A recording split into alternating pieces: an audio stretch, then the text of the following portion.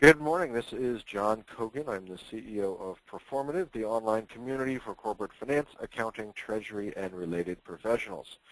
I would like to welcome everyone to this morning's webinar, Building Recruiter Relationships That Work. Are recruiters necessary or a necessary evil? It can certainly seem like the latter when you're searching for a job. However, many people swear by their recruiter relationships and demand that without them, you'll have a much tougher time finding your next job. Well, we will look at some key strategies this morning that you can employ to create and manage recruiter relationships and transform them into effective alliances.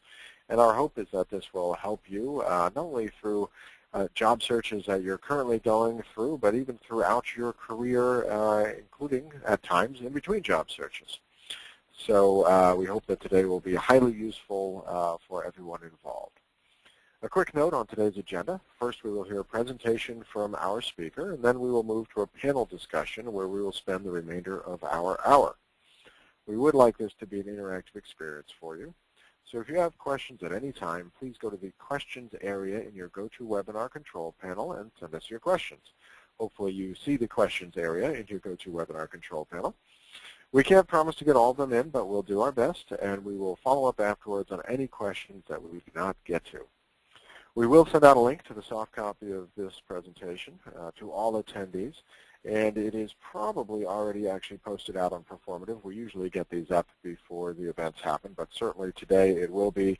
And if you would rather not wait for the email to get to you, but want to just go out and grab it, just go to our site and search under the name of the presentation, or actually of today's event, which is Building Recruiter Relationships That Work. We are offering CPE credits for the CPAs in today's audience. Now, to make that happen, we have to ask some polling questions as we go.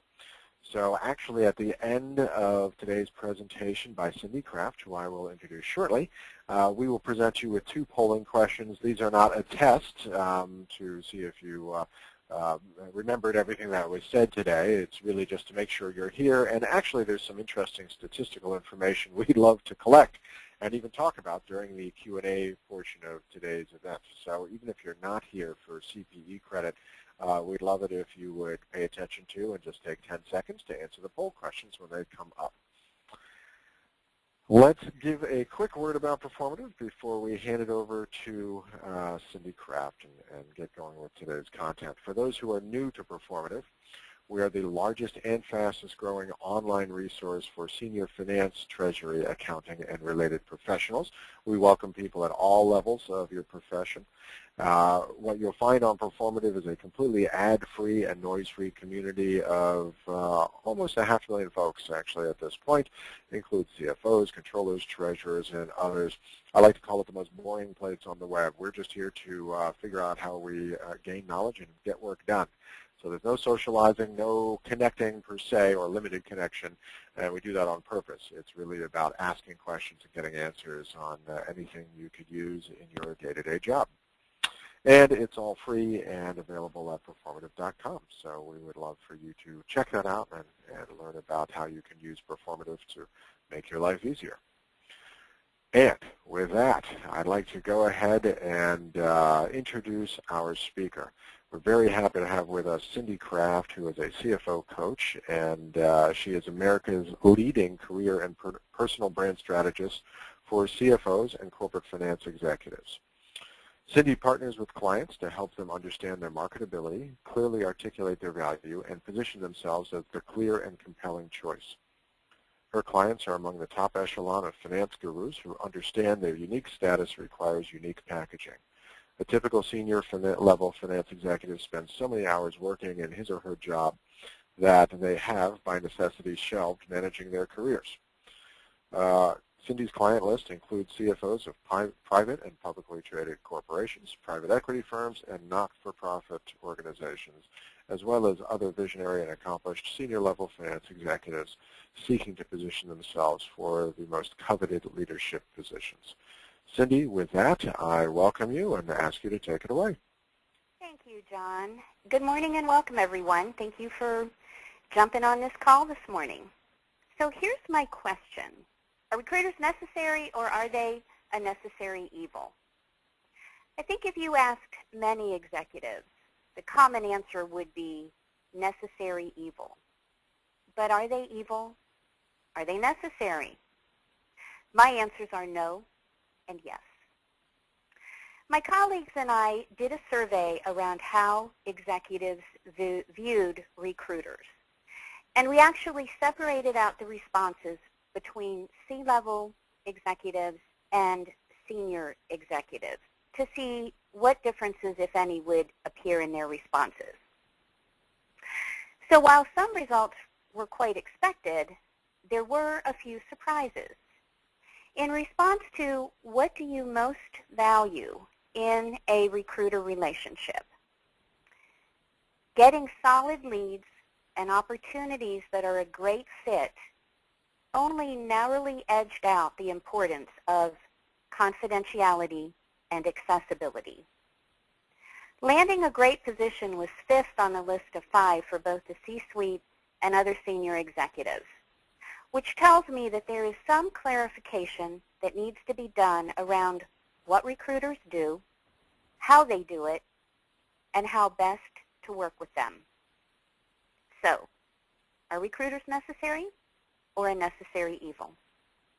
It can certainly seem like the latter when you are searching for a job. And this morning, we will look at some key strategies that you can employ to create and manage recruiter relationships that can transform those relationships into effective alliances. What recruiters do and what they don't do.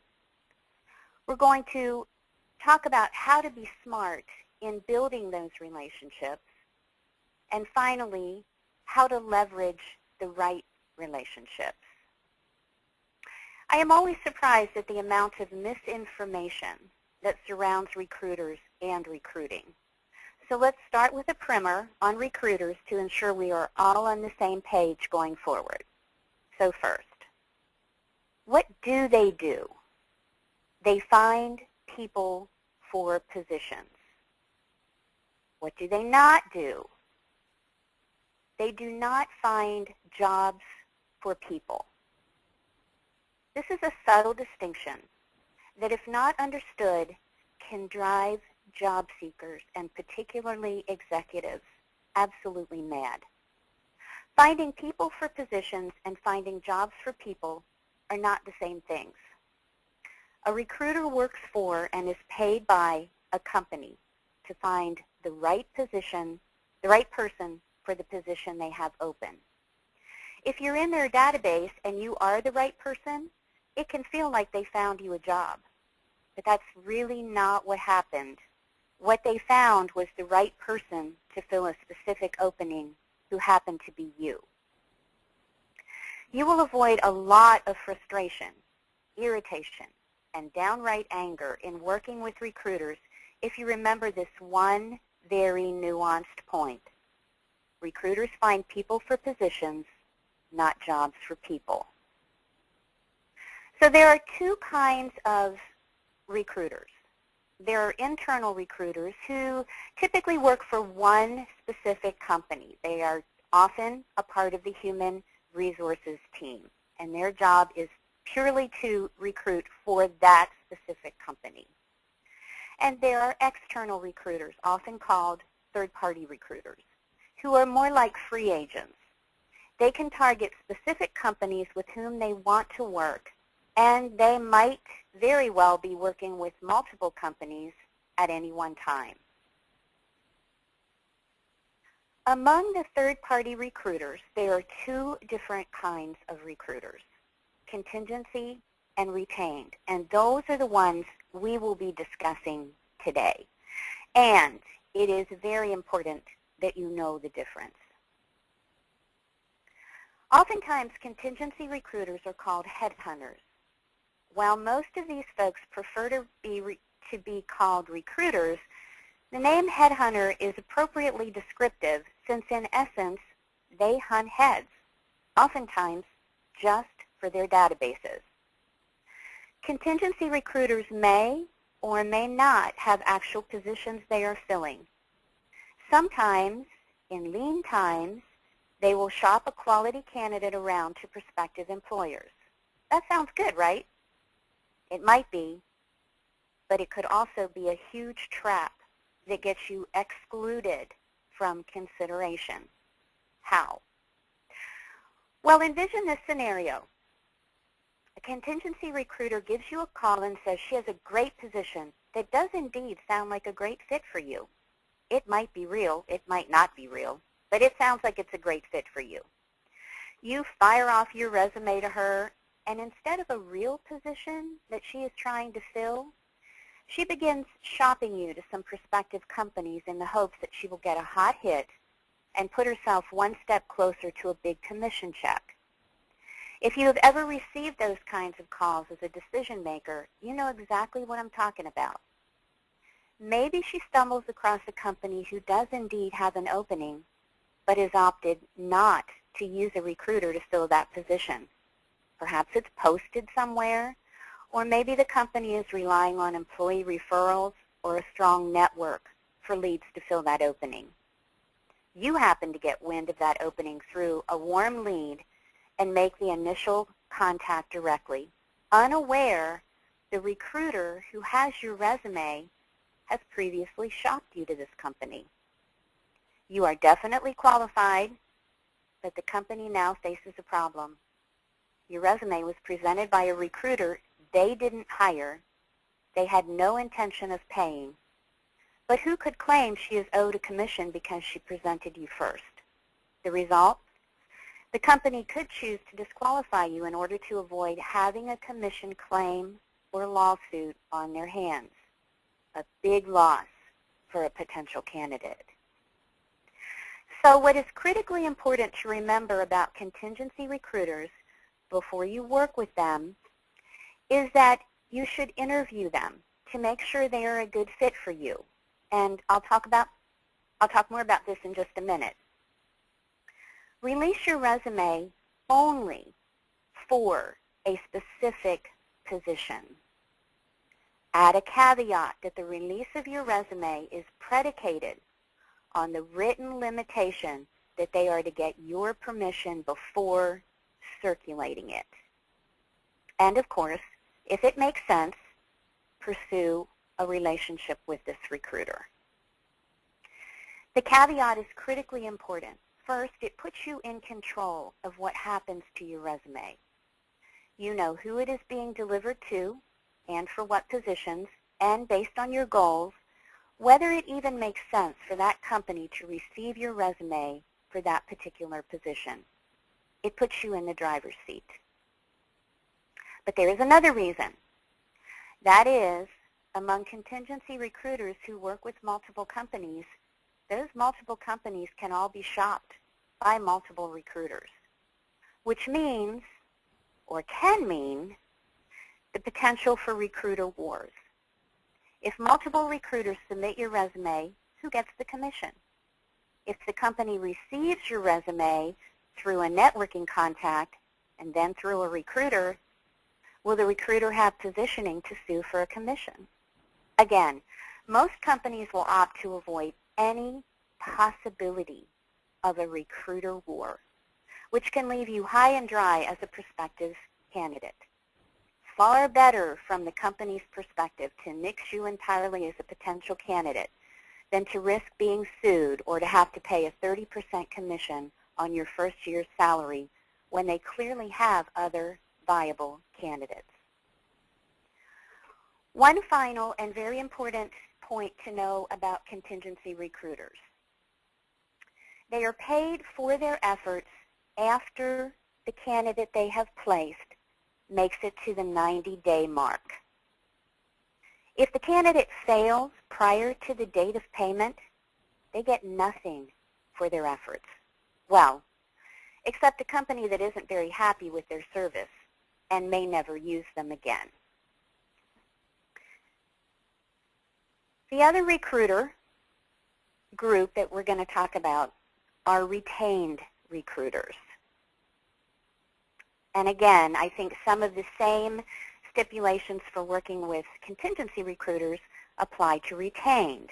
You will want to interview them for fit, stay in control of the process by instructing them in writing not to release your resume without your permission and consent, although it's far less frequent that a retained recruiter would do that. It does happen.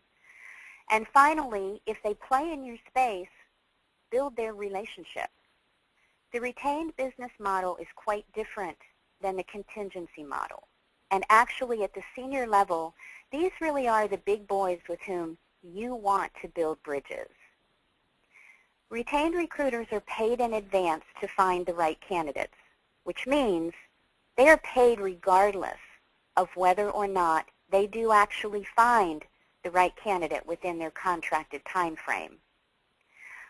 With that kind of payment arrangement, you can bet that they most often do deliver, and they deliver top quality candidates. And retained recruiters are almost always working on confidential searches. This means that more often than not, retained recruiters have a very close working relationship with the client company, and it probably spans many years. The recruiter understands the company's needs and its culture. The hardest thing for which to hire, and why, although you might seem like a great fit, you really are not a great fit. Their reputation and paycheck depend on delivering the right person for the right position. These are the guys you want in your network. A big irritation about recruiters arose as a question on Quora. That is, that the recruiters often do not divulge all the details of their requisition. No, they don't. And they have good reasons for not divulging that information. If the company wanted a public search, they wouldn't need to conduct a confidential search through a recruiter. This point alone is why building a relationship with recruiters prior to needing a job is in your best interest.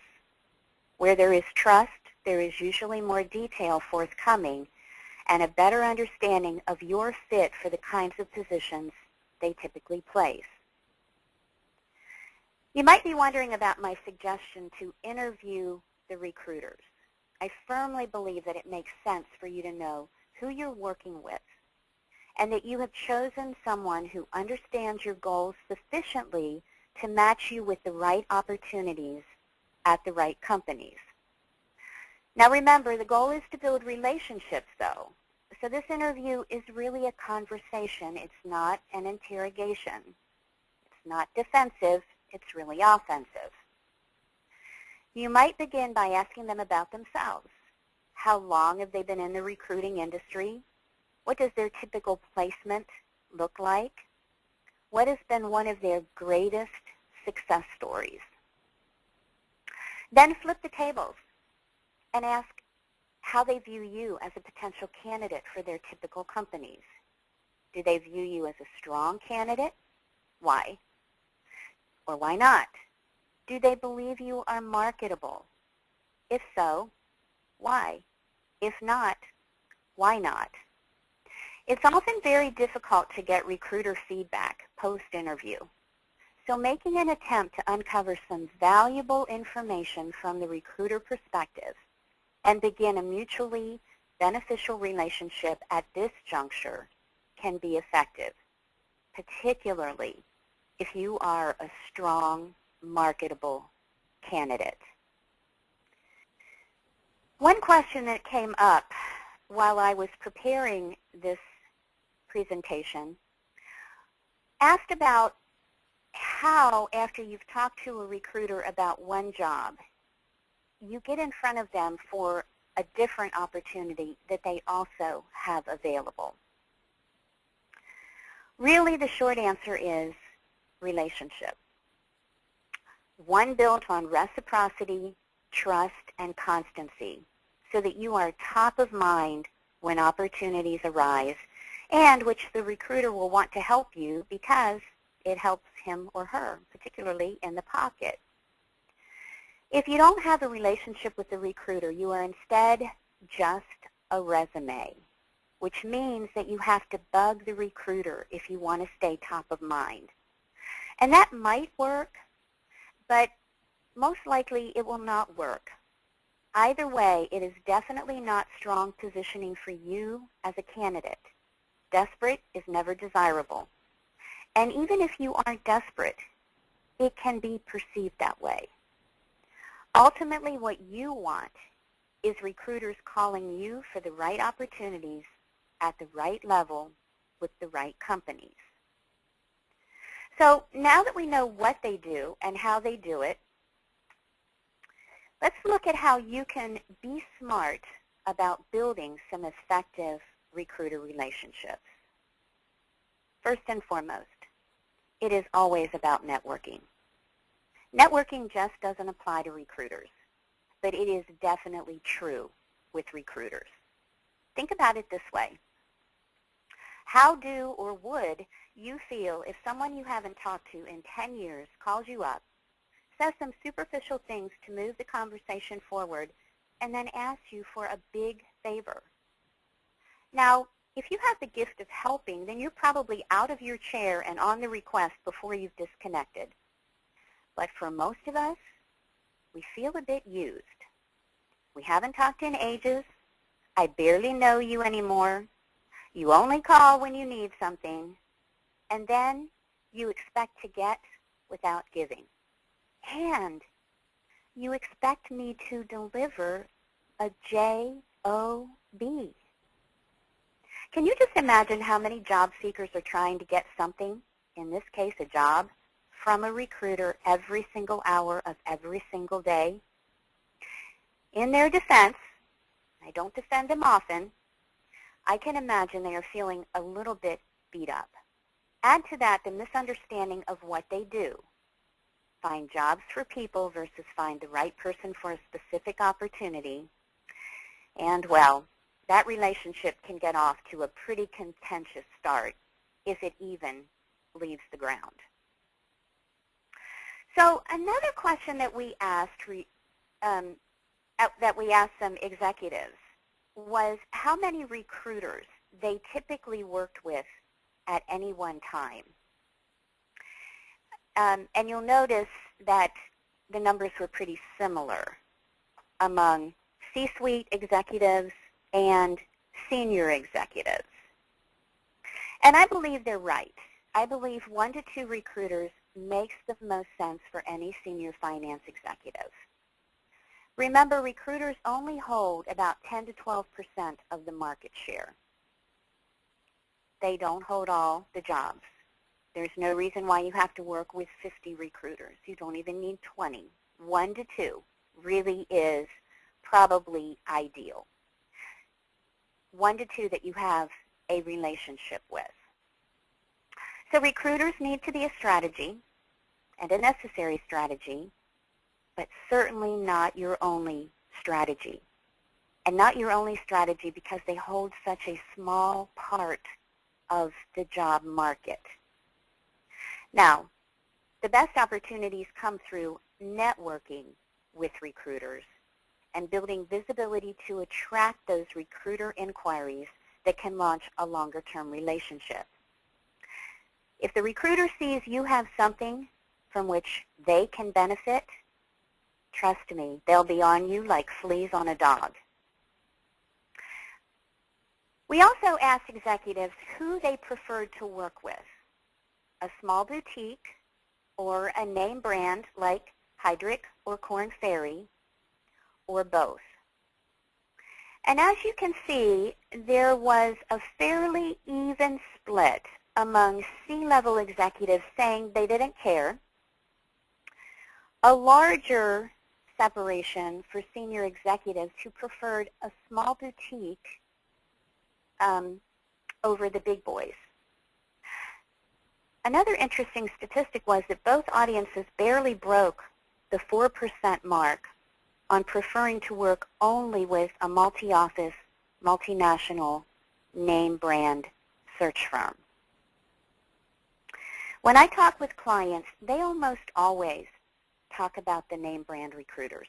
Yet, when this group of executives was asked specifically who they would prefer to work with, name brands got a small, very small response, perhaps born of the reality of the situation, of what it's really like to work with them versus the wishful thinking that they imagined. Sometimes the allure of a name brand can overshadow the effectiveness of a small boutique. What you really want, though, doesn't hinge on the bigness of their name, but rather on their effectiveness, reputation, proven ability to maintain confidentiality, follow through, and placement fit. I raise these points to say, have you really given thought to who the recruiters are that make the most sense for you, your career goals, your discipline, and your target audience? Are you competitive among the big boy name brands? Or is a small boutique a better fit for your targeted position? In choosing how to build those right relationships, it would make sense for who to connect with to be a strong consideration. You can be reactive and respond only to those recruiters who reach out to you, or you can be proactive and seek out, before you need them, those recruiters with whom it makes sense to have a professional relationship. So let's talk about some real frustration CFOs have in working with recruiters, and then we'll circle around to exploiting some right relationships. Lack of follow-up and follow-through might be one of the biggest frustrations among executives and the C-suite. I constantly hear things like, my single biggest issue is the failure of executive recruiters to follow up. I consistently get urgent requests for resumes and then just never seem to hear from them again. Or this, I would say that a recruiter first discovers you, it was for something fairly specific. If for a variety of reasons that position doesn't pan out, then you just never hear from them again. I even had one very frustrated client who said those recruiters who refused to follow through would find the same reception from him once he landed with a new company. You can't control how another person responds, but you can control how you follow up and follow through with others, particularly when recruiters are contacting you for positions outside your area of expertise or below your level of position. If the recruiter is a major player in your space, turn that inquiry, even though it's not a good fit for you at the moment, into an opportunity for relationship by referring them to someone qualified in your network who meets those spec requirements.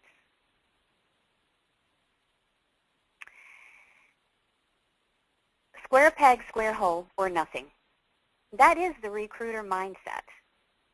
One survey respondent said, recruiters don't really want to speak with you unless you meet 110 to 120% of the client's requirements for any particular job spec. Honestly, that is what they are paid to do. If finding the right candidate was easy, there would be no need for recruiters. And if you sat on the other side of the desk, the hiring side, you know it's true. It just feels quite different when you are hunting that new opportunity. If you attended January's webinar with me about executive branding, you know that I believe branding is how you can position yourself as the exact square peg the recruiter wants. Remember, culture fit is the most difficult part of the hiring process. I guess the only thing more frustrating than not hearing from recruiters is getting calls repeatedly from recruiters who haven't done their homework and call about opportunities that are clearly not a good fit or are below your current level of responsibilities. Hunting heads comes to mind. I actually wrote a blog post about this particular issue. In some cases, where there is a contingency recruiter who is looking for a fast and dirty deal, it is definitely a reflection on their poor, inadequate, incompetent ability to do their job. However, if you are sitting in the driver's seat of your career, it is incumbent upon you to have a clear and compelling value proposition that speaks to your level, skills, and ability. If you don't have clarity around those things, a recruiter isn't going to spend time figuring it out for you. If your message is mute, invisible, mixed, or muddy, it will result in calls for opportunities that are not a good fit for you. Slightly different than wrong opportunities because this is from the client side.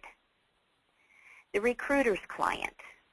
Since the recruiter doesn't understand the company, the culture, the position, and the needs in that position, a poor fit is always the outcome. And I think this speaks directly to the importance of having a relationship with a few recruiters versus merely accepting cold calls from unknown recruiters. These are the kinds of situations that brand recruiters as headhunters. A name, by the way, that many recruiters feel is disparaging. You are not the recruiter's client. That is so important for you to remember. But apparently numerous senior executives have their ideal of a dream recruiter anyway. Take the respondent who said, I want a recruiter who is responsive to phone calls, listens to what I am looking for in a new position. If I do not want to travel an hour and a half to a job, he doesn't contact me about one that is that far away. The best recruiters are the ones that listen to my own desires and keep me in mind for those right opportunities. Or this one. My dream recruiter honestly understands my unique background, highly complex lower middle market, and personality, I need challenges, and that I am only a fit for very limited, unique situations. Except these recruiters are not, these executives are not the recruiter's clients. Remember, the recruiter is paid by the company who is the client. The recruiter is in the business of finding the right person for the open position, not finding jobs for people. And that isn't to say that if you have a good relationship with a recruiter, the recruiter isn't going to know that about you. But it does lead me to say that almost every single one of these frustrating issues can be traced to one underlying fact. There is no relationship with the people who have the opportunities you want to know about. A recruiter still and always will work for the client company. But a great recruiter relationship means that the recruiter understands your clear and compelling marketable value proposition, which is your responsibility, and where you are a perfect fit within the right space of your industry. And they partly understand that because you have made that crystal clear in your branded message. So what can you do to build those right relationships? Well, you do want to build them before you need them. Long, long before you need recruiter relationships, you should be building them. It changes the paradigm of the relationship and gets things off to a much more productive start. You don't need anything, and you especially don't need a job, but you are in a position to give. That makes your positioning very attractive and very strong. And one of those giving strategies would include being a source of referrals. If there is one key way to build trust and goodwill with recruiters with whom you want a long-term relationship, be a resource for them and to them. If a job opportunity comes your way which isn't a good fit for you, refer a colleague. Now, that requires you having a network, of course. And to network, which is a verb, right? It's a verb. There's action required. You must network. If you've had a great recruiter relationship and that has resulted in the move into another position, reward them. Whenever possible, use their service and recommend their service to others. Thank them. You know, coincidentally, yesterday I was on an industry chat, and this was the comment made by a recruiter. She said, and I'm quoting, "I am amazed at how rarely someone follows up with even a quick email after an interview. And in fact, how often people who I've just placed don't even do follow-up to thank me. I'm talking senior executives here, people who I've just placed in a job that will earn them well into 6 figures, and a large part don't even follow up to say thanks." Now, it's interesting because that is the exact thing that I opened with, saying that's one of the big frustrations of executives working with recruiters. And again, while you can't control what they do, you can control what you do. And this little thing, just like a post-interview letter, a thank you note to a recruiter after you've received help from them, really goes a long way towards solidifying you in their minds as somebody that they're definitely going to keep in mind for a position when there's a good fit that rolls across their desk. So, reward them. Be selective and then get busy. As the stats bore out earlier, many finance executives only choose to work with just 1 or 2 recruiters. So the trick is really identify those right people. How? Well, you might start by asking other CFOs and finance executives whom you respect which recruiting firms their companies have used and with which they have been deliriously happy. You might also ask those specific executives for the names of any recruiters that they've worked with in the past and have been quite happy. Now, that specific recruiter may or may not be a good fit for you, but at least you have a working list with which to begin identifying recruiters to research. Should you find that they are or could be a good fit, or that you would at least like to have a conversation, circle back around to your network, to that CFO or finance executive who gave you the name, and ask for an introduction. Make it a warm lead versus a cold call. If they're unwilling to do that, then make sure that in your email to the recruiter, the very first thing they see is the name of the person who gave you their name, so that you increase the odds that you'll get a response to that cold call. You could also do a Google search for smaller boutique search firms who play in your space, and then reach out to them on LinkedIn. You might look for people in your network on LinkedIn or in your physical network who are already connected with a particular recruiter and ask for introductions.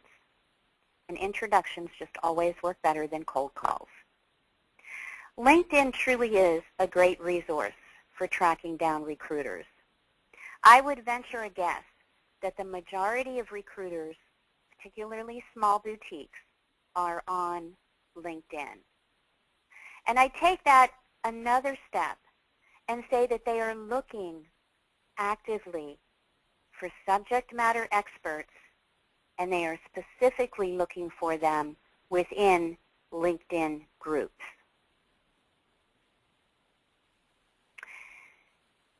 Keep the right perspective. Recruiters only account for about 10% of the available jobs. Now, granted, at the C level, that 10% might actually be a bigger number comparatively speaking, but the point is they don't have a job rec for every single position available. You need recruiters, even if you consider them a necessary evil, but they aren't the only strategy for top talent.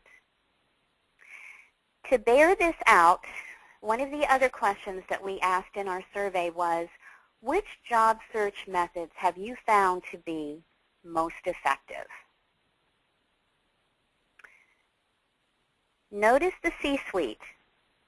51% deems networking as very effective. 53.5% deem former relationships as very effective. I don't know. I sort of see former relationships as the same as networking. So you can see that that really, compared to recruiters at 11.6, is a pretty significant number. And I don't say that to deter you from using recruiters. I say it to help you keep the right perspective. So that was the C-suite. We also asked the same question of executives, and you can see networking, very effective, 60%. Former relations, 40%. Recruiters, 12.5. And you know, if you look at the effective rate, 41.7, that's a pretty high number. So executives do have good success with recruiters. But I would ask this question, are you surprised by the networking versus recruiter numbers? It's really good to keep a right perspective.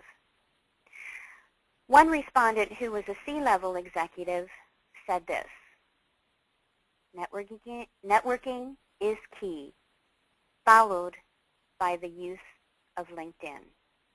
And he's absolutely right. My clients are routinely contacted by recruiters for great opportunities through LinkedIn. Part of the reason that they are contacted is that they have great profiles. And I just wrote a blog post about this earlier this week. The only thing worse than not being on LinkedIn is to have a profile that is completely incomplete. Good advice in there if you're interested in reading it. So with regard to recruiter relationships, this is really the way that you want them to work. This gentleman says that he got a call out of the blue for a job that changed his life. Sounds like a dream, doesn't it? This gentleman indicated that he had a long-standing relationship with a client who had a long-standing relationship with the client. Undoubtedly, this was a retained executive search firm. The client or the recruiter understood the fabric of the client. So he understood the company's culture. And as a result, he was very keyed in to who the right people were that he needed to bring into that organization. And finally, another quote that said, 3 wonderful positions, all secured through a retained search firm. Undoubtedly, this gentleman had a relationship with this recruiter. So to summarize, these are the 3 things that we talked about that you can do to make recruiter relationships work for you. Have a clear and compelling, branded, visible value proposition to attract the right recruiters with the right positions. Number 2, leverage the power of passive positioning by building relationships before you need them. And while you appear to be as happy as a clam in your current position, there is nothing more attractive to that recruiter competitive nature than a perfectly happy passive candidate who has no interest in moving. And finally, treat recruiters with respect and courtesy, even if you have to throw something at the wall after you hang up. Be helpful, be a resource, act as a connector to people you think they might need or want to know, and remember the big picture. Keep the right perspective. As I said, I don't personally think recruiters are a necessary evil. but I do think they are necessary for executives and finance chiefs. And it behooves each of you to take the reins of your career and maintain control of these relationships. If recruiters aren't reaching out to you, maybe they aren't selling what you want. It's fine to be the square peg that fits in the square hole. Just make sure you stand out, far out, from the other square pegs. Be branded, be compelling, be visible, and remember, networking is a verb. Recruiters become the most frustrating when they, not you, seem to be in control. Just don't give them that power. And with that, John, I'll turn the webinar back over to you. I think we have some polling questions, and then we'll take some questions. We do indeed. Thank you. That was genuinely interesting, some surprising statistics in there.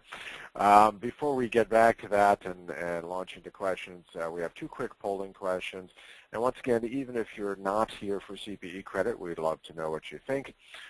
So we'll pop these open and give them about 30 seconds each. Also, while we're doing this, I'll go ahead and remind everyone that if you have any questions for Cindy, please feel free to ask them via the question area in the GoToWebinar control panel. So that's probably about enough for that first poll. I'm going to go ahead and close that one. We'll pop the second one up and get that one going. We'll do another 30 seconds, and we'll jump into the questions that we've got here. One quick note while folks are taking this, after we are done with this webinar, you will be presented with a quick survey. We would appreciate you taking about a minute and a half to run through just a handful of questions. Plus, during that survey, we'll ask whether you want us to connect you directly with Cindy. If you have any further questions or would like to make that connection, you can just click on the box in the survey. It'll take you 2 seconds, and we'd be more than happy to make that connection for you. So, simple as that. Why don't we go ahead and close that down, and we'll go ahead and take a quick look at the results of these. And Cindy, I'm going to ask you to weigh in here. So the first poll question is, which job search method have you found to be most effective?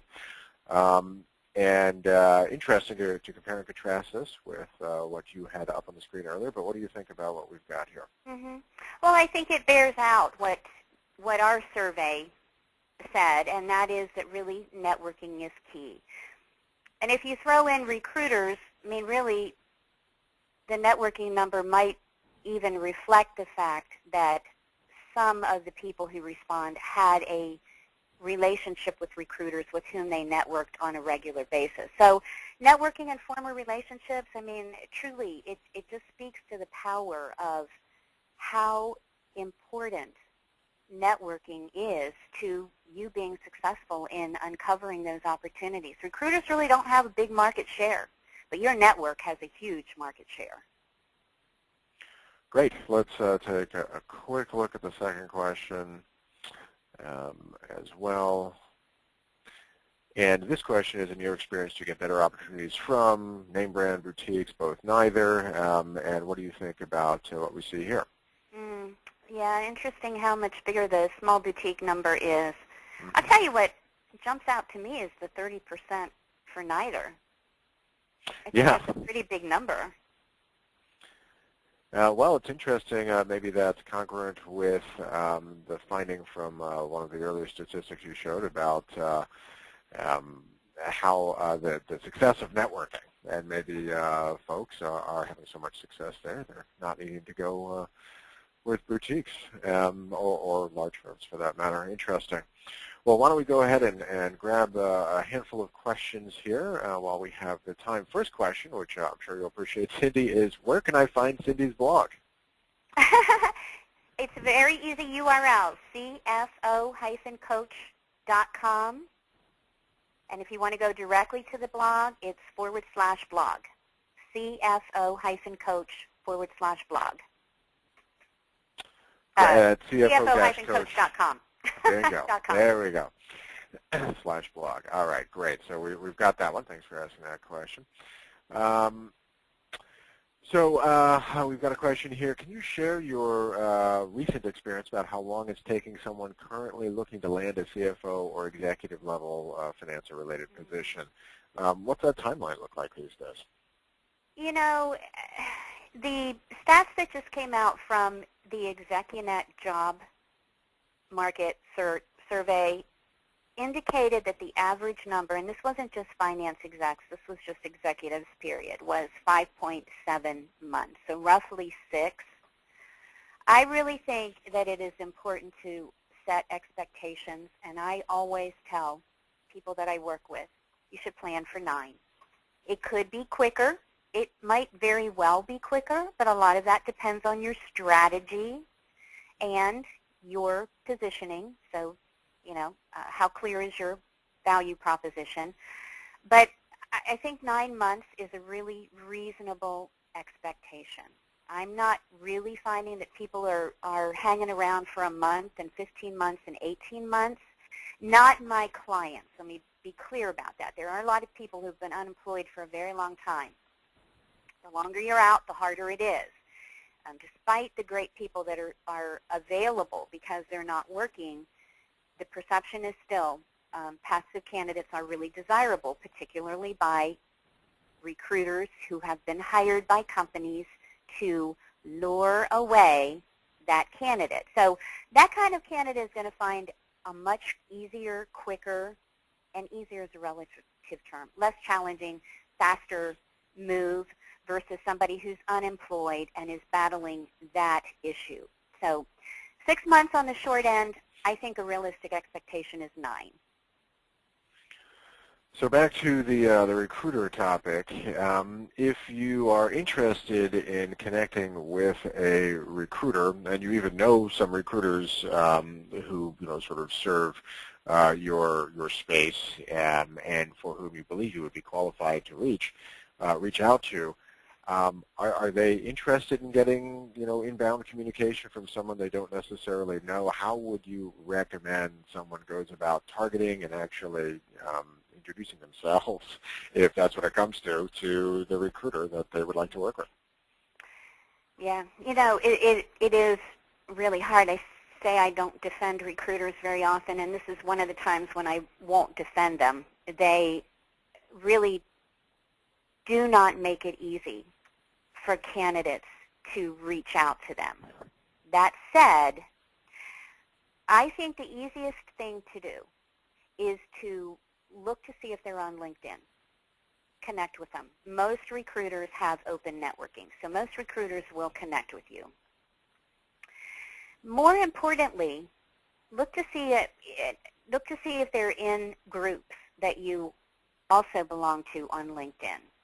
And if they are, choosing a couple of groups to become more visible can really help to bridge the gap between a recruiter who has every job seeker in the world trying to connect with him and this potential candidate who really is standing out above the crowd. And that assumes, of course, that you can't get a warm referral. It is best in either scenario, whether you're looking for a warm lead in the door or whether you're using LinkedIn, to reach out to recruiters before you need them. I mean, honestly, recruiters aren't stupid. If you're an active job seeker and you're reaching out to them, they're going to conclude that, the next step in the process is you're going to start bugging them about finding you a job. So when you do reach out to them, when you do get them to connect with you on LinkedIn, and by the way, customize your LinkedIn invitation. That is so important. You're not building a Rolodex. You're building a relationship. Customize your LinkedIn invitation. And so give them a reason to connect with you. And don't make it about a job. Make it about something else. I see that you are involved in this. I see that you're connected to this person. I see that you're in this group. Make it personal. It gives them more of an incentive to reach out to you. And then really, once you're connected with them, you want to raise your visibility among them in ways that position you as a subject matter expert. You know, it's the old push and pull marketing concept. You can push your way into their face and they're not going to respond well, or you can pull them towards you because you are such a brilliant finance executive that they can't help themselves. And that's really what you want, and that's the easiest path. Great. I think we have time for one more question here. Why don't we, we've got a few queued up, but let me just pick one that looks like it might be quick. If a recruiter who doesn't know me emails me about an opportunity that's not a fit, what should I do? You know, again, research the recruiter. Might not be a good fit today, but the recruiter might really be exactly the kind of person that you want to be connected to.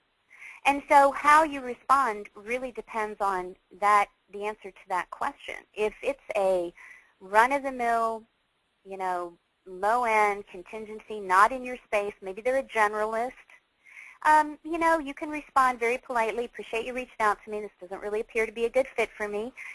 But if it is a recruiter with whom you want to build a relationship, you want the opportunity to A, talk to them, B, refer them to a colleague. You want some kind of a response in place that will further that relationship, so it's not a one and done. Excellent. Thank you.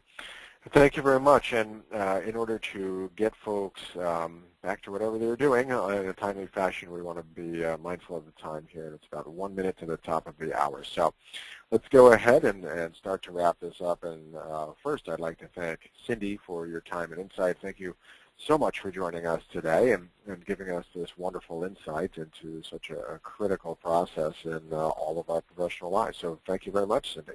You're welcome. Thank you. You betcha. Secondly, I'd like to thank everyone who took the time today. We realize how busy everyone is, and it's wonderful to have you spend an hour with us this morning. Just very quickly, if anyone has any questions about CPE credit, just take a look at the email address for Dawn Moore at the bottom of this slide, and she would be more than happy to answer any questions you have. If you pre-signed up for CPE credits, you'll simply get an electronic certificate within 48 hours, and that will just happen automatically. But if you do have any questions or you forgot to or neglected to pre-sign up, just drop her a note and she'll take care of you. We will, immediately after shutting down the webinar, you will be presented with a survey, a brief survey. We greatly appreciate your giving us feedback. We always want to know what we can do better the next time, so please let us know. Also, in there, we make it really simple for you to ask us to connect you with Cindy, and if you're interested in doing that, click on the mouse. So please let us know. We'd be more than happy to connect you with her for continued conversation. And with that, a final thank you to everyone. Have a wonderful weekend to all, and we hope to see you again on another performative event or online at performative.com. Thanks. Have a great weekend.